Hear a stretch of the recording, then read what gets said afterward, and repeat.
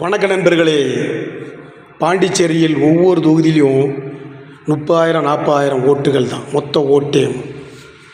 அங்கே விஜய் ரசிகர்கள் இருக்கிறாங்க, குழந்தைகள் இருக்கிறாங்க, பெண்கள் இருக்கிறாங்க, எல்லோரும் படம் பார்க்குறாங்க, தமிழர்கள் தான். அங்கே டிவிகே கட்சி விஜய் கட்சி ஒரு இடத்துல கூட ஜெயிக்கலை. எதுக்கு ஏன்?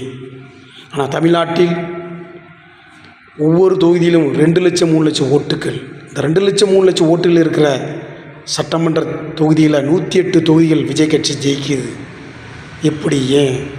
கொஞ்சம் சிந்திச்சு பாருங்களேன். குறைந்த வாக்கு உள்ள சட்டமன்றங்கள் பாண்டிச்சேரியில் ஜெயிக்க முடியாத விஜய் அதிக வாக்குகள் உள்ள ஒவ்வொரு சட்டமன்றத்திலும் தமிழ்நாட்டில் 108 இடங்கள் ஜெயிக்கிறான்னா என்ன காரணம்? அங்கே குழந்தை இருக்கிறாங்க, எல்லோரும் சொல்லியிருப்பாங்க ஓட்டு போடுங்க ஓட்டு போடணும்.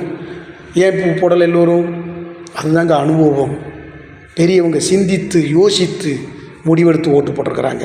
ஆனால் இங்கே அப்படி கிடையாது. பெரியவங்க சிந்திக்காமல் யோசிக்காமல் கண்மூடிக்கொண்டு குழந்தைய சொன்னாங்க, பேரங்க சொன்னாங்க, அவங்க சொன்னாங்க, அவங்களுக்காக போடுவோம்னு சொல்லிட்டு கண்ணை மூடிட்டு போட்டதுனால தான் இந்த 108 தொகுதி. இலவசங்கள் சொன்னார் விஜய், பாண்டிச்சேரிக்கும் சேர்த்தான் சொன்னார், தமிழ்நாட்டுக்கு சேர்த்தான் சொன்னார். ஆனால் அங்கே ஜெயிக்க முடியல, இங்கே ஜெயிக்கிறாரு. இதனுடைய பலன் தமிழ்நாட்டு மக்கள் போக போக கண்டிப்பாக அனுபவிப்பாங்க. சின்ன குழந்தையை பேச்சை கேட்டு ஓட்டு போட்டமேன்னு அவங்க ஒரு நாளைக்கு சிந்திப்பாங்க. நன்றி, வணக்கம்.